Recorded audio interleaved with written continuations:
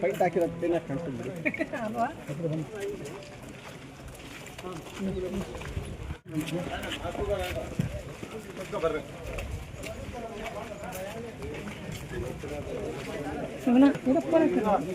कौन सा है उस पर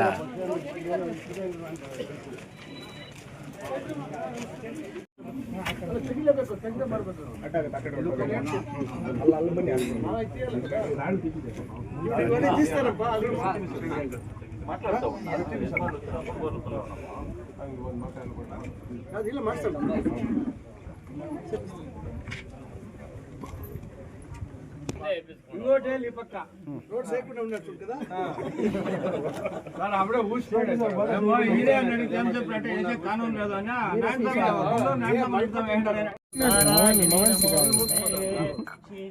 लक्ष्मी देवता कर्पूर नीराजं दर्शयामि परिमलपत्र पुष्पाणि समर्पयामि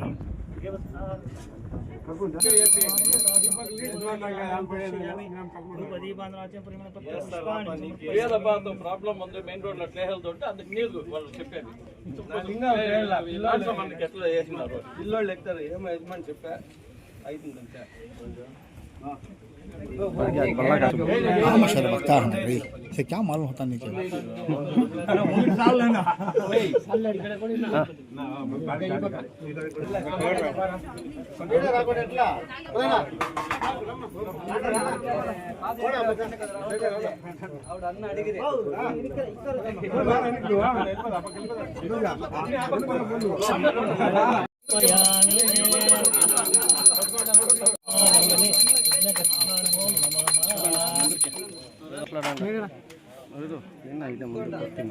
ಕೂತ್ಕೊಳ್ಳಿ ಯಾಕೋ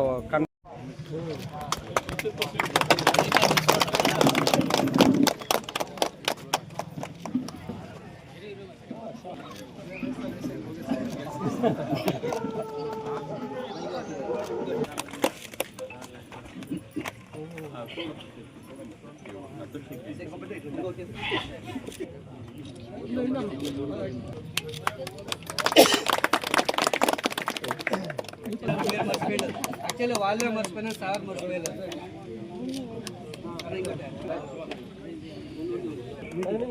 నా కొంచెం సైడ్ నా కొంచెం సైడ్ ముందు ఉండేవాళ్ళు కొంచెం సైడ్ రా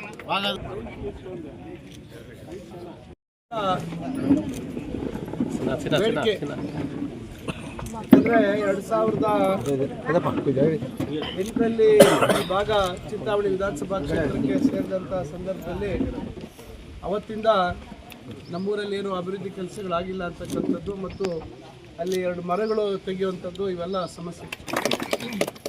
ಈ ವಿಚಾರ ಇವತ್ತು ಕಳೆದ ಚುನಾವಣೆಯಲ್ಲೂ ಸಹ ನಾನು ಇಲ್ಲಿ ಬಂದಂಥ ಸಂದರ್ಭದಲ್ಲಿ ಅಲ್ಲಿ ಭಾಷಣ ಮಾಡುವಂಥ ವೇಳೆಯಲ್ಲಿ ಇದನ್ನು ನಾವು ಹೇಳಿದ್ವಿ, ನೀವು ನಮಗೆ ಆಶೀರ್ವಾದ ಮಾಡಿದ್ರೆ ಖಂಡಿತ ಇದನ್ನು ಮಾಡಿಸ್ಕೊಡ್ತೀನಿ ಅಂತೇಳಿ ನಾನು ಮಾತು ಹೇಳಿದ್ದೆ. ಅದೇ ರೀತಿ ಇವತ್ತು 25 ಲಕ್ಷ ನಾವು ಮಂಜೂರು ಮಾಡಿಸಿದ್ದೀವಿ. SCPಯಲ್ಲಿ ಕಾಮಗಾರಿ ಇವತ್ತು ಪ್ರಾರಂಭ ಮಾಡುವಂಥದ್ದಕ್ಕೆ ಶಂಕುಸ್ಥಾಪನೆಗೆ ಬಂದಿದ್ದೀವಿ.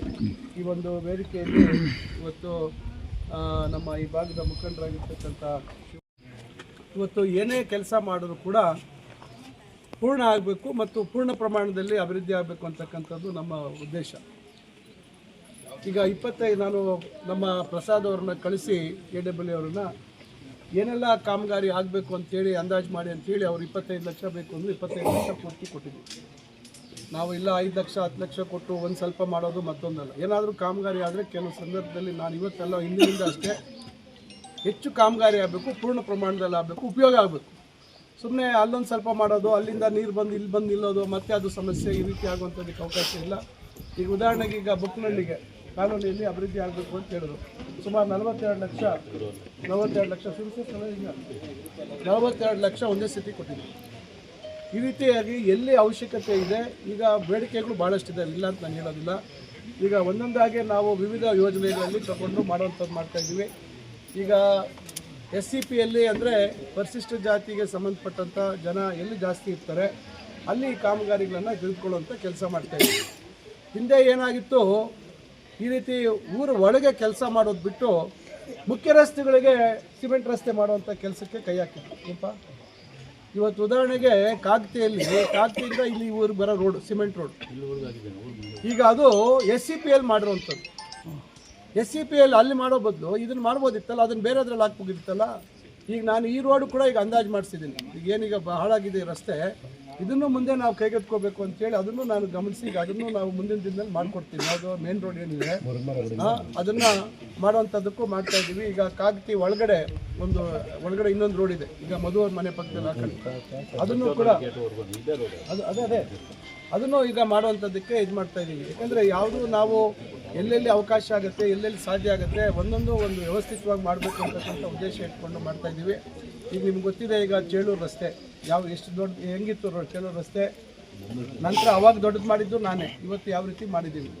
ಈ ಭಾಗದಲ್ಲಿ ಏನಾಗಿದೆ, ಈಗ ನಿಮಗೆಲ್ರಿಗೂ ಒಳ್ಳೆ ಮುಂದಿನ ದಿನಗಳಲ್ಲಿ ನಿಮ್ಮ ಭೂಮಿ ಬೆಲೆ ಭಾಳ 3 ಪಟ್ಟು 4 ಪಟ್ಟು 5 ಪಟ್ಟು ಆಗುವಂಥ ಅವಕಾಶ ಮಾಡ್ತಾಯಿದ್ದೀವಿ. ದಯವಿಟ್ಟು ಇದನ್ನು ಗಮನದಲ್ಲಿ ಇಟ್ಕೊಳ್ಳಿ. ಯಾಕಂದರೆ ಹಿಂದೆ 2010ರಲ್ಲಿ ನಾನೇ ಕೈಗಾರಿಕೆ ಕನ್ಶೆಟ್ಟಹಳ್ಳಿ, ಸೋಮಯಾಜಲಹಳ್ಳಿ ಭಾಗದಲ್ಲಿ ಸುಮಾರು 796-97 ಎಕರೆ ಗುರುತಿಸಿದ್ವಿ. ಆದರೆ ಚಿಂತಾಮಣಿಯಲ್ಲಿ ರಾಜಕೀಯ ತೀರ್ಮಾನಗಳು ಬೇರೆ ಬೇರೆ ರೀತಿ ಮಾಡ್ತಾರೆ ಜನ. ನಾವು ಅದನ್ನು ಹೆಚ್ಚಾಗಿ ನಾನು ಹೇಳೋಕ್ಕೆ ಹೋಗಲ್ಲ. ಯಾಕಂದರೆ ನೀವು ಅದನ್ನು ಅರ್ಥ ಮಾಡ್ಕೋಬೇಕಾಗುತ್ತೆ. ಯಾರಿಗೋಸ್ಕರ ಮಾಡ್ತಾಯಿದ್ದೀವಿ, ನನ್ನ ವೈಯಕ್ತಿಕ ಕಾರಣಗಳಿಗೆ ನನಗೇನೋ ಅನುಕೂಲ ಆಗುತ್ತೆ ಅಂತ ನಾನು ಯಾವುದೂ ಮಾಡೋದಿಲ್ಲ. ಈಗ ಅವತ್ತು ಅಷ್ಟು ದೊಡ್ಡ ಜಮೀನು ಗುರುತಿಸಿದ್ವಿ ಕೈಗಾರಿಕೆಗಳಿಗೆ, ಆದರೆ 10 ವರ್ಷ ಅದ್ರ ಬಗ್ಗೆ ಗಮನನೇ ಕೊಡಲಿಲ್ಲ ಯಾರು. ಈಗ ನಂತರ ನಾವು ಬರೋಷ್ಟೊತ್ತಿಗೆ ಅದು ಸುಮಾರು 280 ಎಕರೆ ಸೋಮಯಾಜಲಹಳ್ಳಿ ಸರ್ವೆ ನಂಬರ್ 80ರಲ್ಲಿ ಡೀಮ್ ಫಾರೆಸ್ಟ್ ಅಂತ ಆಯಿತು. ನಂತರ ಅದನ್ನೆಲ್ಲ ಉಳ್ಕೊಂಡು ಕೂತೆ ನಾನು ಸುಮಾರು 8 ತಿಂಗಳು ಒದ್ದಾಡಿದೆ. ಕಡೆಗೆ ಡೀಮ್ ಫಾರೆಸ್ಟ್ ಕೈ ಬಿಡೋಣ ಅಂತ ಪ್ರಯತ್ನ ಮಾಡಿದೆ. ಸರ್ಕಾರ ಏನೋ ಸುಪ್ರೀಂ ಕೋರ್ಟ್ಗೆ ಮನವಿ ಸಲ್ಲಿಸೋಣ ಅಂತೇಳಿ ಇಡೀ ಜಿಲ್ಲೆದೇ ಎಲ್ಲ ನಾವು ಪ್ರಯತ್ನ ಮಾಡಿದ್ವಿ. ಆದರೆ ಒಬ್ಬ ಅರಣ್ಯ ಅಧಿಕಾರಿ ಇದು ಗ್ರಾಮ ಅರಣ್ಯ ಅಂತೇಳಿ 1916ನೇ ಇಸ್ವಿಲಿ ಯಾವಾಗ ಆಗಿದೆ ಅಂತ ಎತ್ಕೊಂಬಂದು ಪೇಪರ್ ತೋರಿಸ್ದ. ಅಲ್ಲಿಗೆ ಆಸೆ ಎಲ್ಲ ಬಿಟ್ಬಿಟ್ವಿ. ಆದರೆ ನಾನು ಅಲ್ಲಿಗೆ ಬಿಡಲಿಲ್ಲ. ನಾನು ಅವತ್ತೇ ಏನು 790 ಎಕರೆ ಗುರುತಿಸಿದ್ವಿ. ಅವತ್ತು ಸಂದರ್ಭದಲ್ಲಿ ಅದಾದ ನಂತರ ನನ್ನ ಗಮನಕ್ಕಿತ್ತು ಮ್ಯಾಕಲ್ಸೊನ್ನೆಹಳ್ಳಿ, ಕುಮತಿಮ್ಮನಹಳ್ಳಿಯಲ್ಲಿ ಸರ್ಕಾರಿ ಜಾಗ ಇದೆ ಅಂತೇಳಿ. ಆಯ್ತು, ಇದಾಗಲಿ ಆಮೇಲೆ ಮಾಡೋಣ ಅಂತಿದ್ದೆ. ಆದರೆ ಇದನ್ನು ಯಾರೂ ಗಮನಿಸಿರಲಿಲ್ಲ 10 ವರ್ಷ. ಯಾಕಂದರೆ ಇವತ್ತು ಅಭಿವೃದ್ಧಿ ಅಂತಕ್ಕಂಥದ್ದು ಸುಮ್ಮನೆ ಏನೋ ಜನರಿಗೆ ಕಾಟಾಚಾರ ಭುಜದ ಮೇಲೆ ಕೈ ಹಾಕ್ಕೊಂಡು ಹೋಗ್ಬಿಟ್ರೆ ನಾನೊಬ್ಬ ಚುನಾಯಿತ ಪ್ರತಿನಿಧಿ ಏನಪ್ಪ ಒಬ್ಬ ಎಂತ ಮಂಚೋಡಪ್ಪ ತೊಡಮಿಂದ ಕೂಪೆಟ್ಕೊಟ್ಟಾಡು ಇಲ್ಲಿ ತಲಕಾಯಿ ಕೂಪೆಟ್ಕೊಟ್ಟಾಡು ಅಂತೇಳಿ ಪ್ರಚಾರಗಳು ಮಾಡುವಂಥದ್ರಲ್ಲೇ ಇವತ್ತು ನಮ್ಮ ಬದುಕುಗಳಲ್ಲಿ ಬದಲಾವಣೆ ಆಗೋದು. ನಾವು ಏನಿದ್ರು ಇವತ್ತು ನಮ್ಮ ಬದುಕುಗಳಲ್ಲಿ ಬದಲಾವಣೆ ಆಗಬೇಕಾದ್ರೆ ನಮಗೆ ಬೇಕಾಗಿರ್ತಕ್ಕಂಥ ಸೌಲಭ್ಯಗಳು ಏನು ಮಾಡಬೇಕು, ನಾಳೆ ನಮ್ಮ ಬದುಕನ್ನು ಬದಲಾವಣೆ ಮಾಡ್ತಕ್ಕಂಥ ನಿರ್ಣಯಗಳನ್ನು ನೀವು ಕೊಟ್ಟಿರ್ತಕ್ಕಂಥ ಒಂದು ಸಹಕಾರ, ನಿಮ್ಮ ಓಟಿನ ಒಂದು ಋಣ ತೀರಿಸ್ಕೊಳ್ತಕ್ಕಂಥ ಕೆಲಸವನ್ನು ನಾವು ಯಾರೇ ಜನಪ್ರತಿನಿಧಿಗಳು, ಚಿಂತಾಮಣಿ ಒಂದೇ ಅಲ್ಲ, ನಮ್ಮ ದೇಶದ ಪ್ರಜಾಪ್ರಭುತ್ವದ ವ್ಯವಸ್ಥೆಯಲ್ಲಿ ಏನು ಬಾಬಾ ಸಾಹೇಬ್ ಅಂಬೇಡ್ಕರ್ ಅವರು ಕೊಟ್ಟಿರ್ತಕ್ಕಂಥ ಸಂವಿಧಾನ ಏನು ನಮಗೆ ಅದರ ಅಡಿಯಲ್ಲಿ ನಮಗೊಂದು ಜವಾಬ್ದಾರಿ ಕೊಡ್ತದೆ, ಆ ನಿಟ್ಟಿನಲ್ಲಿ ನಾವು ಕೆಲಸ ಮಾಡಬೇಕೇ ವಿನಃ ಸುಮ್ಮನೆ ಕಾಲಹರಣ ಮಾಡಿಕೊಂಡು ಇನ್ನೊಬ್ಬರ ಬಗ್ಗೆ ಟೀಕೆ ಮಾಡಿಕೊಂಡು ಇನ್ನೊಬ್ಬರದ್ದು ಸಮಸ್ಯೆಗಳನ್ನೇ ನೀವು ದೊಡ್ಡದಾಗಿ ಮಾಡಿಕೊಂಡು ಅವರದ್ದನ್ನೇ ನೀವೇನೋ ಅವ್ರನ್ನ ಇದು ಮಾಡಿಬಿಟ್ರೆ, ಏನೋ ವಿಚಾರಗಳು ಹೇಳಿಬಿಟ್ರೆ ನಿಮಗೆ ನಾಳೆ ಸುಗಮವಾಗಿ ನೀವು ಇಲ್ಲೇ ಶಾಶ್ವತವಾಗಿ ಅಧಿಕಾರದಲ್ಲಿ ಇರ್ಬೋದು ಅಂತಕ್ಕಂಥ ಭಾವನೆಯಲ್ಲಿ ಕೆಲವರು ಇದ್ದಾರೆ. ಅದರಿಂದ ಅದನ್ನೆಲ್ಲ ಮೆಟ್ಟಿ ತಾವು ಇದು ಮಾಡಿದ್ರಿ. ನಾನು ಅವತ್ತು ಏನು ಪ್ರಯತ್ನ ಪಟ್ಟಿದ್ದೆ ಅದನ್ನು ಮುಂದುವರಿಸಿ ಈಗಾಗಲೇ ನೋಡಿ ಸುಮಾರು 950-960 ಎಕರೆ ಆಗಿದೆ. 280 ಎಕರೆ ಹೋದ್ರೂ ನಾವು ಇದನ್ನು ಮತ್ತೆ ಸೇರಿಸಿ ಈಗ ನಿಮ್ಗೆ ಗೊತ್ತಿದೆ, ಈಗಾಗಲೇ ಪರಿಹಾರ ಸುಮಾರು 30 ಕೋಟಿ ಕೊಡಿಸಿದ್ದೀವಿ. ಇನ್ನೊಂದು 4-5 ದಿವಸದಲ್ಲಿ ಈಗ 100 ಕೋಟಿದು ಪರಿಹಾರ ಕೊಡುವಂಥದ್ದಕ್ಕೆ ಮಾಡ್ತಾಯಿದ್ದೀವಿ. ಈಗಾಗಲೇ ನೆನ್ನೆ 50 ಕೋಟಿ ಬಿಡುಗಡೆ ಮಾಡ್ತೀವಿ ಅಂತ ಒಪ್ಕೊಂಡಿದ್ದಾರೆ. ನಾನಿಲ್ಲ ಒಂದೇ ಸತಿ 2 ನಮ್ಮ ಕನ್ಶೆಟ್ಟಹಳ್ಳಿ ಭಾಗದ್ದಿರ್ಬೋದು, ಈ ಕಡೆ ಭಾಗದ್ದಿರ್ಬೋದು, ಒಂದೇ ಸತಿ 100 ಕೋಟಿ ಬಿಡುಗಡೆ ಆಗಲೇಬೇಕು ಅಂತ ಹೇಳ್ತಾ ಇದ್ದೀನಿ. ಇವತ್ತು ಬೆಳಗ್ಗೆ ಅಧಿಕಾರಿಗಳು ಮಾತಾಡಿದೆ, ಅವರಿಲ್ಲ 2-3 ದಿವಸ ಬಿಟ್ಟು ನಾನು ಒಟ್ಟಿಗೆ ಕೊಡಿ, ನಾನು ಜನಕ್ಕೆ ಉತ್ತರ ಕೊಡೋಕ್ಕಾಗೋದಿಲ್ಲ ಅಂತ ಕೇಳಿದ್ದೀನಿ. ಈಗ ಪರಿಹಾರ ಕೂಡ ನಾವು ನೇರವಾಗಿ ರೈತರಿಗೆ ಕೊಡುವಂಥದ್ದು, ಯಾವುದೇ ರೀತಿ ಅವರಿಗೆ ತೊಂದರೆ ಆಗದ ರೀತಿಯಲ್ಲಿ ಬೇರೆ ಮಧ್ಯವರ್ತಿಗಳು ಮತ್ತೊಬ್ಬರು ಇವೆಲ್ಲ ತಪ್ಪಿಸಿ ಇವತ್ತು ಮಾಡುವಂಥ ಕೆಲಸವನ್ನು ನಾವು ಮಾಡ್ತಾಯಿದ್ದೀವಿ. ಆದರೆ ಇದನ್ನು ಕೆಲವರಿಗೆ ಪಾಪ ಸಹಿಸೋಕ್ಕೆ ಆಗ್ತಾಯಿಲ್ಲ. ಇಷ್ಟೆಲ್ಲ ನಾವು ಮಾಡ್ತಾ ಇರೋದಿಷ್ಟೇ. ನಮ್ಮ ಹುಡುಗರು ಇವತ್ತು ಭಾಳಷ್ಟು ಜನ ವಿದ್ಯಾವಂತರಾಗ್ತಾ ಇದ್ದಾರೆ. ಕೆಲವರು ವಿದ್ಯಾಭ್ಯಾಸ ಅದರಲ್ಲೇ ಮೊಟಕುಗೊಳಿಸುವಂಥದ್ದಿದೆ. ಆದರೆ ಎಲ್ಲೋ ಒಂದು ಕಡೆ ಒಂದು ಕೈಗಾರಿಕೀಕರಣ ಆದಾಗ ಈಗ ಯಾಕಂದರೆ ಇಲ್ಲೆಲ್ಲ ಭಾಳಷ್ಟು ಭೂಮಿ ಬರೀ ಏನೋ ಕಲ್ಲು ಗುಂಡುಗಳು ಇರ್ತಕ್ಕಂಥದ್ದು, ಏನೋ ಭಾಳ ಫಲವತ್ತವಾಗಿರ್ತಕ್ಕಂಥ ಭೂಮಿ ಅಲ್ಲ, ಅಥವಾ ಏನು ರೈತರು ಯಾರೋ ಕೆಲವ್ರದ್ದು ಒಳ್ಳೆ ಸ್ವಲ್ಪ ಇರ್ಬೋದು, ಇಲ್ಲ ಅಂತ ನಾನು ಹೇಳೋದಿಲ್ಲ, ಎಲ್ಲ ಇದೆ ಅಂತ ಹೇಳೋದು. ಯಾಕಂದರೆ ಮಾಡುವಂಥ ಸಂದರ್ಭದಲ್ಲಿ ಸ್ವಲ್ಪ ಬೇರೆ ಭೂಮಿನೂ ತಗೋಬೇಕಾಗುತ್ತೆ. ಅದರಿಂದ ಈಗ ಮದನಪಲ್ಲಿ ರೋಡಿಂದ ಇದಕ್ಕೆ ಸಂಪರ್ಕ ಕೊಡುವಂಥ ವ್ಯವಸ್ಥೆ ಮಾಡ್ತಾ ಇದ್ದೀವಿ. ಈ ಏನು ಕೈಗಾರಿಕಾ ಪ್ರದೇಶಕ್ಕೆ ಒಂದು ದೊಡ್ಡ ರಸ್ತೆ ಮಾಡುವಂಥದ್ದಕ್ಕೂ ನೋಟಿಫಿಕೇಶನ್ ಮಾಡಿಸಿದ್ದೀವಿ. ಈಗ ಜಾಯಿಂಟ್ ಸರ್ವೆ ಮನೆಯೆಲ್ಲ ಎಲ್ಲರನ್ನೂ ಕರೆದು ರೈತರನ್ನೆಲ್ಲ ಕರೆದು ಮಾತಾಡಿದ್ದಾರೆ, ಹೌದಲ್ವಾ? ರೈತರನ್ನೆಲ್ಲ ಕರೆದು ಅದು ಬಿಟ್ಟರೆ ಬಹುತೇಕ ಎಲ್ಲರೂ ಒಪ್ಕೊಂಡಿದ್ದಾರೆ. ಅದರಿಂದ ಈ ಭಾಗದಲ್ಲಿ ನಾಳೆ ದೊಡ್ಡ ಮಟ್ಟದಲ್ಲಿ ಬದಲಾವಣೆಗಳಾಗ್ತವೆ. ನಿಮ್ಮ ಭೂಮಿ ಏನಿದೆ ಜನ ಇಲ್ಲಿ ಕೆಲಸ ಕಾರ್ಯಗಳಿಗೆ ಬರುವಂಥ ಅವರ ಬೇಡಿಕೆಗಳು, ಅವ್ರಿಗೆ ಬೇಕಾಗಿರ್ತಕ್ಕಂಥ ಸೌಲಭ್ಯ ಇವೆಲ್ಲ ಕೊಡುವಂಥ ಸಂದರ್ಭದಲ್ಲಿ ನಾಳೆ ನಿಮ್ಮ ಊರಲ್ಲೇ ನೀವು ನಾಳೆ ಬಾಡಿಗೆ ಮನೆಗಳು ಕಟ್ಬಿಡ್ಬೋದು. ಮನೆಗಳು ಬಾಡಿಗೆ ಕೊಡುವಂಥ ಪರಿಸ್ಥಿತಿ ಬರ್ತದೆ. ಎಲ್ಲರೂ ಏನೋ ಟೌನ್ ಹತ್ರ ಎಲ್ಲ ಟೌನ್ಗೆ ಇದು ಹೊಂದ್ಕೊಂಡೇ ಇರುವಂಥದ್ದು. ಅದರಿಂದ ಈ ರೀತಿ ನಾವು ಜನರ ಬದುಕಿನಲ್ಲಿ ಬದಲಾವಣೆ ತರುವಂಥ ಒಂದು ಪ್ರಾಮಾಣಿಕ ಪ್ರಯತ್ನ ನಾವು ಮಾಡ್ತಾ ಇದ್ದೀವಿ. ಅದರಿಂದ ದಯವಿಟ್ಟು ಇದನ್ನು ಅರ್ಥ ಮಾಡ್ಕೊಳ್ಳಿ. ಇದೊಂದೇ ಅಲ್ಲ, ನಾವು ಈಗ ಅಂತರ್ಜಲ ವೃದ್ಧಿ ಆಗಬೇಕು. ಈಗಾಗಲೇ ಬೆಂಗಳೂರಿನ ಸಂಸ್ಕರಣೆ ಮಾಡಿರತಕ್ಕಂಥ ನೀರು ನಮ್ಮ ತಾಲೂಕು ಕೈ ಬಿಟ್ಟು ಹೋಗಿತ್ತು. ನಾನು ಸೋತಿದ್ರು ಅವತ್ತು ನಮ್ಮ ತಾಲೂಕು ಕಡೆ ನೀರು ಬರುವಂಥ ಪ್ರಯತ್ನ ಕೃಷ್ಣ ಬೈರೇಗೌಡರ ಸಹಕಾರದಿಂದ ಮಾಡುವಂಥ ಪ್ರಯತ್ನ ಮಾಡಿದ್ವಿ. ನಂತರ KC ವ್ಯಾಲಿ 2ನೇ ಹಂತದಲ್ಲಿ 50 ಕೆರೆ, ಅವತ್ತು ಈ ಭಾಗದಲ್ಲಿ ಕೂಡ ಕೆಲವು ಕೆರೆಗಳನ್ನ ನೀರು ತುಂಬಿಸುವಂಥದ್ದಾಗುತ್ತೆ. ಆಮೇಲೆ ಈಗ ಬೇರೆ ಇನ್ನೊಂದು HN ವ್ಯಾಲಿಯಲ್ಲಿ 120 ಕೆರೆಗಳನ್ನು ಸೇರಿಸುವಂಥ ಕೆಲಸ ಮಾಡಿದ್ದೀವಿ. ಅದು ಕೂಡ ಟೆಂಡರ್ ಆಗಿದೆ. ಇದೆಲ್ಲ ಯಾಕೆ ಮಾಡ್ತಾ ಇದ್ದೀವಿ ಅಂದರೆ, ಒಂದು ಕಡೆ ಯಾರು ಕೃಷಿ ಚಟುವಟಿಕೆ ಮಾಡ್ಕೋಬೇಕು, ಕೃಷಿ ಚಟುವಟಿಕೆ ಮಾಡೋವಂಥವ್ರಿಗೂ ಅಂತರ್ಜಲ ವೃದ್ಧಿ ಆಗಬೇಕು. 1500-1600 ಅಡಿ ಬೋರ್ವೆಲ್ ಹೋಗಿರುವಂಥದ್ದನ್ನು ಮೇಲ್ತರುವಂಥ ಒಂದು ಪ್ರಯತ್ನ ಮಾಡಬೇಕು ಅಂತಕ್ಕಂಥದ್ದು ಒಂದು ಉದ್ದೇಶ.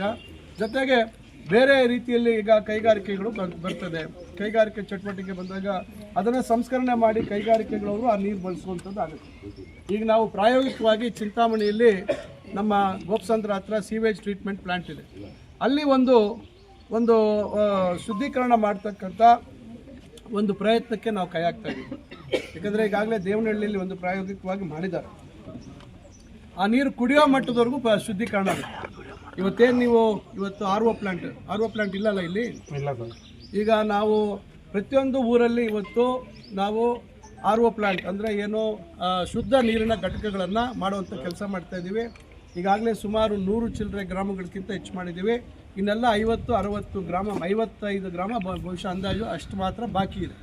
ಅದನ್ನು ಮುಂದಿನ ದಿನಗಳಲ್ಲಿ ಎಲ್ಲ ಗ್ರಾಮಗಳು ಚಿಂತಾಮಣಿ ತಾಲೂಕಿನ ನೀವೇನು ಕೇಳೋಷ್ಟೇ ಇಲ್ಲ, ನಮ್ಮೂರಿಗೆ ಫಿಲ್ಟರ್ ಕೊಟ್ಟಿಲ್ಲ ಸರ್, ಕೊಡಿ ಸರ್ ಅಂತ. ಯಾಕೆಂದರೆ ನಾನು ಯಾವ್ಯಾವ ರೂಪದಲ್ಲಿ ಯಾರ್ಯಾರನ್ನ ಕೇಳಿಕೊಂಡು ಮಾಡ್ತಾಯಿದ್ದೀನಿ ನನಗೆ ಗೊತ್ತಿದೆ.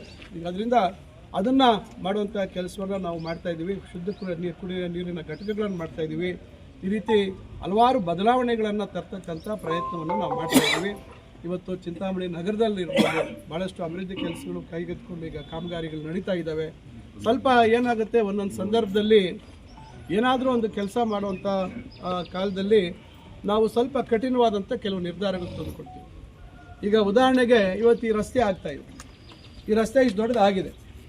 ಈಗ ಯಾರಾದರೂ ಈಗ ಅಲ್ಲಿ ಯಾರೋ ಒಬ್ರು ಛತ್ರ ಕಟ್ಬಿಟ್ಟಿದ್ದಾರೆ. ಈಗ ಕೈಗಾರಿಕೆ ಆದಂಥ ಸಂದರ್ಭದಲ್ಲಿ ಈಗ ಇಲ್ಲಿ 4 ಪಥದ ರಸ್ತೆ ಮಾಡಿದಾಗ ಆ ಬಿಲ್ಡಿಂಗ್ ಪರಿಸ್ಥಿತಿ ಏನಾಯಿತು? ನಾನು ಹೇಳುವಂಥದ್ದು ಕಾನೂನು ಪ್ರಕಾರ ಏನು ರೈಟ್ ಆಫ್ ವೇ ಅಂತಾರೆ, ROW ಅಂತಾರೆ. ಅದರಿಂದ ನಮ್ಮ ಸ್ವಂತ ಜಾಗದಲ್ಲೇ ನಾವು 6 ಮೀಟ್ರ್ ಬಿಟ್ಟು ಬಿಲ್ಡಿಂಗ್ ಕಟ್ಟಬೇಕು. ಸೆಟ್ ಬ್ಯಾಕ್ ಅಂತಾರೆ ಅದಕ್ಕೆ. ಇದನ್ನೆಲ್ಲ ಉಲ್ಲಂಘನೆ ಮಾಡ್ತೀವಿ ನೋಡಿ. ಅಲ್ಲಿ H ಕ್ರಾಸಲ್ಲಿ ಅಥವಾ ಅಲ್ಲಿ ಜಂಗಮಕೋಟೆಯಲ್ಲಿ ನೋಡ್ಬೇಕು ನೀವು, ಅಷ್ಟಷ್ಟು ದೂರ ಬಿಟ್ಟು ಕಟ್ತಾ ಇದ್ದಾರೆ ಬಿಲ್ಡಿಂಗ್. ಕಾರಣ ಯಾಕಂದರೆ ಭವಿಷ್ಯತ್ತಿನಲ್ಲಿ ಇದೆಲ್ಲ ಅಭಿವೃದ್ಧಿ ಆದಾಗ, ರೋಡ್ ಅಗಲಾದಾಗ ನಮ್ಗೆ ತೊಂದರೆ ಆಗಬಾರ್ದು. ನಾವು ಏನು ಕಾನೂನು ಪ್ರಕಾರ ಎಷ್ಟು ಬಿಟ್ಟು ಕಟ್ಟಬೇಕು ಅಷ್ಟು ಬಿಟ್ಟು ಕಟ್ಟಬೇಕು ಅನ್ನೋದು ನಮ್ಮಲ್ಲಿ ಸ್ವಲ್ಪ ಕಮ್ಮಿ ತಿಳುವಳಿಕೆ. ಇವತ್ತು ನಾವು ಕನಪಲ್ಲಿ ಹತ್ರ ರಸ್ತೆ ಮಾಡ್ತಾಯಿದ್ದೀವಿ. ನಾನು ಈಗಲೇ ಹೇಳ್ತಾ ಇದ್ದೀನಿ, ಯಾವುದೇ ಕಾರಣಕ್ಕೂ ಎಲ್ಲೆಲ್ಲಿ ಅವಕಾಶ ಇದೆ ಪೂರ್ತಿ ಅಗಲ ತೊಗೊಂಡ್ಬಿಟ್ಟು ಮಾಡಿಬಿಡೋಣ. ಇನ್ನು 30-40 ವರ್ಷ ಇನ್ನೇನು ಮಾಡೋಕ್ಕಾಗೋದಿಲ್ಲ. ಇದರ ಎಲ್ಲ ನಾನು ಇವತ್ತಿಗೆ ಆಲೋಚನೆ ಮಾಡಲ್ಲ, ಮುಂದಿನ ಪೀಳಿಗೆ, ಮುಂದಿನ ಭವಿಷ್ಯತ್ತು ಯೋಚನೆ ಮಾಡಿ ನಾವು ಮಾಡುವಂಥ ಕೆಲಸ. ಈಗ ಇಂಥ ಕೆಲಸ ಮಾಡೋಂಥ ಸಂದರ್ಭದಲ್ಲಿ ಕೆಲವರಿಗೆ ನಮ್ಮ ಮೇಲೆ ಸಿಗ್ತದೆ, ಇದೆಲ್ಲ ನಮ್ಗೆ ತೊಂದರೆ ಮಾಡಿಬಿಟ್ರು, ನಮ್ಮದೇನೋ ಮೆಟ್ಲು ಹೊಡೆದಾಕ್ಬಿಟ್ರು, ಅದು ಹೊಡೆದಾಕ್ಬಿಟ್ರು ಅಂತ. ದಯವಿಟ್ಟು ನಾನು ಕೇಳುವಂಥದ್ದು ಇಷ್ಟೇ ಎಲ್ಲರಿಗೂ, ಇದು ನನಗಾಗಿ ವೈಯಕ್ತಿಕವಾಗಿ ಅಲ್ಲ, ಇವತ್ತು ನಮ್ಮೆಲ್ಲರಿಗಾಗಿ ಇವತ್ತು ನಾವು ಕೆಲವು ತೀರ್ಮಾನಗಳು. ಯಾಕಂದರೆ ನಾವೆಲ್ಲ TVಗಳಲ್ಲಿ ಅಲ್ಲಿ ನೋಡ್ತೀವಿ, ಆ ಊರು ಎಂತ ಬಾಗುಂದು, ಈ ಊರು ಎಂತ ಬಾಗುಂದು, ಮನೂರು ಎಲ್ಲಿ ಬಾಗುಂಡ್ಕೊಡ್ದು, ಮನೂರು ಎಲ್ಲಿ ಬಾಗ್ ಹಾಕೊಡ್ದು. ನಾಳೆ ಇವತ್ತು ನಾನು ಮೊನ್ನೆನೂ ಎಲ್ಲ ಕೆಲ ಕಡೆ ಹೇಳಿದೆ, ಈಗ ಒಂದು ಮನೆ ಕಟ್ಟಿದಾಗ ನೀವು ಯಾರಾದರೂ ಬಂದು ಇಂಥ ಭಾಗ ಕಟ್ಟಿಂಡವ ಅಂತ ಮನೆ ಅಂತ ಹೇಳಿದ್ರೆ ಎಷ್ಟು ಖುಷಿ ಆಗುತ್ತೆ ನಿಮಗೆ. ಅಥವಾ ವರಮಹಾಲಕ್ಷ್ಮಿ ಹಬ್ಬ ಮಾಡುವಂಥ ಸಂದರ್ಭದಲ್ಲಿ ದೇವರನ್ನ ಒಳ್ಳೆ ರೀತಿಯಲ್ಲಿ ನೀವು ಶೃಂಗಾರ ಮಾಡಿ ಪಕ್ಕಿನ ಟೋಲ್ ಹಚ್ಚಿಸಿ ಎಂಥ ಭಾಗ ಒಂದು ಎಂಥ ಭಾಗ ಎಕಡೆ ನಡೆಸ್ಕೊಂಡ್ವಿ, ಇಂಥ ಭಾಗ ಸೇರಿಸಿ ನಾವು ದೇವ್ರನ್ನೇ ಅಂತೇಳಿ ಖುಷಿ ಆಯ್ತು ಅಂದ್ರೆ ಮಮ್ಮಿಗೆ. అదే రకంగా వేరే ఊరోళ్ళు వచ్చి మీ ఊరు ఎంత బాగుంది అని చెప్తే మీకు ఖుషి అవుతుందో లేదో?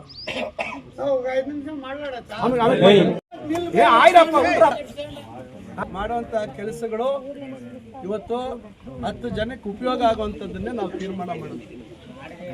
ಯಾಕಂದರೆ ಈಗ ನೋಡಿ, ಮೊನ್ನೆ ನಾವು ಸುಮಾರು 30 ಎಕರೆ ಗುರುತಿಸಿ ಇವತ್ತು ವಿವಿಧ ಜನಾಂಗಗಳಿಗೆ ನಮ್ಮ ತಾಲೂಕಿನಲ್ಲಿ ಅವರಿಗೆ ಶೈಕ್ಷಣಿಕ ಅಧ್ಯಯನ ಕೇಂದ್ರ ಮಾಡುವಂಥದ್ದಕ್ಕೆ ಜಾಗ ಗುರುತಿಸಿ ಕೊಟ್ಟು ಸುಮಾರು ನಾನು ಹಲವಾರು ಸಂದರ್ಭದಲ್ಲಿ ಹೇಳಿದ್ದೆ, ಜಾಗ ಎಲ್ಲೋ ನೋಡ್ತಾ ಇದ್ದೀವಿ, ಗುರುತಿಸ್ತಾ ಇದ್ದೀವಿ, ಮಾಡ್ತಾ ಇದ್ದೀವಿ ಅಂತ. ಸುಮಾರು ಸರಿ ಸರ್ವೆ ಮಾಡಿ ಎಲ್ಲ ಮಾಡಿ ನಾವು ಅದನ್ನು ಗುರುತಿಸಿ ಎಲ್ಲ ಮಾಡಿ ಕೊಡುವಂಥ ಕೆಲಸ ಮಾಡಿದ್ವಿ. ಅಲ್ಲಿ ಯಾರೋ ಮತ್ತೆ ತೀಟೆ, ನಮ್ಮವ್ರು ಯಾರೋ ಹೋಗ್ಬಿಟ್ಟು ಎತ್ಕಟ್ಬಿಟ್ಟು ಅಲ್ಲಿ ಕಟ್ಕೊಂಬಿಡಿ ಮನೆ, ನಾನೇನೋ ಮಾಡಿ ಬಿಡಿಸ್ತೀನಿ, ಈ ಥರ ನಮ್ಮವರೇ ಕೆಲವರು ತಪ್ಪು ಮಾಡೋರೆ.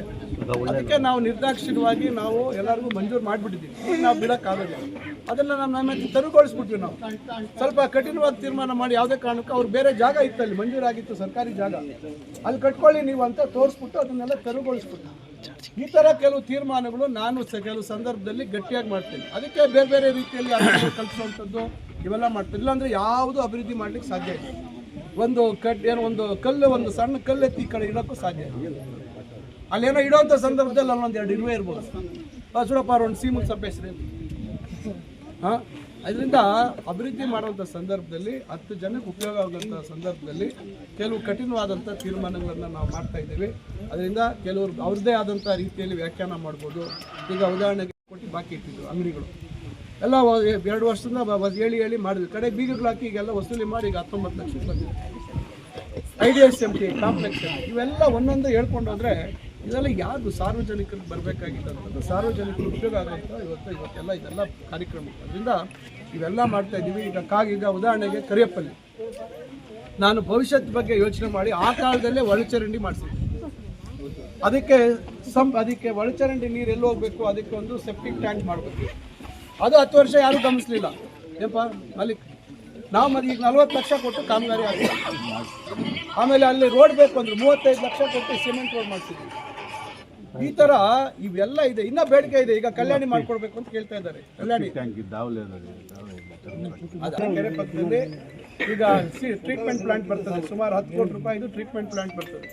ಆ ಕಡೆ ಭಾಗದ ಟ್ರೀಟ್ಮೆಂಟ್ ಏನೋ ನೀರೆಲ್ಲ ಸಂಸ್ಕರಣೆ ಆಗಿ ಬಂದು ಅಲ್ಲಿ ಟ್ರೀಟ್ಮೆಂಟ್ ಪ್ಲಾಂಟು ಅಲ್ಲಿ ಶುರುವಾಗುತ್ತೆ. ಈಗಾಗಲೇ ಪೈಪ್ಲೈನ್ ಕೆಲಸ ಆಗಿದೆ, ಅದರಲ್ಲೇ ಟೆಂಡರ್ ಆಗಿದೆ, ಕೆಲಸ ಶುರುವಾಗಿದೆ. ಈ ರೀತಿ ಇವತ್ತು ಭಾಳಷ್ಟು ಕೆಲಸಗಳು ಮಾಡ್ತಾ ಇದ್ದೀವಿ. ಇನ್ನೂ ಬೇರೆ ಕಡೆ ಹೋಗಬೇಕು. ಅದರಿಂದ ನಾನು ಮತ್ತೊಮ್ಮೆ ಏನು ತಮ್ಮ ಎಲ್ಲರ ಈಗ ನಿಮ್ಮೆಲ್ಲರ ಏನು ಒಂದು ಕೋರಿಕೆ ಇತ್ತು ನೆರವೇರಿಸುವಂಥದ್ದು ಮಾಡಿದ್ದೀವಿ. ದಯವಿಟ್ಟು ಯಾರ ಕೆಲಸ ನಾವು ಮಾಡಿಸ್ತಾ ಇದ್ದೀವಿ. ಬೇರೆ ಏನಾದರೂ ನಿಮ್ಮ ಹತ್ರ ಯಾರು ಮಾತಾಡಿದಾರಾ? ಇಲ್ಲ ತಾನೇ? ಕರೆಕ್ಟಾಗಿ ನೀನು ಸಿಮೆಂಟ್ ಪ್ರಪೋರ್ಷನ್ನು ಮತ್ತೊಂದು ನೀಟಾಗಿ ಬರಬೇಕು. ಆಮೇಲೆ ಏನೋ ಕಣ್ಣಕ್ಕೆ ಕಾಣಲ್ಲ, ಒಂದು 2 ದಿವಸ ಆದಮೇಲೆ ನೋಡಿ ಇದೆಲ್ಲ ಯಾವಾಗ ಆಗಿರೋ ಚೆನ್ನಾಗೇ ಇದೆ, ಅರ್ಥ ಆಯ್ತಲ್ಲ? ಚೆನ್ನಾಗಿ ನೀಟಾಗಿ ಕೆಲಸ ಆಗಬೇಕು. ಪ್ರಸಾದ್ ನಿಂದು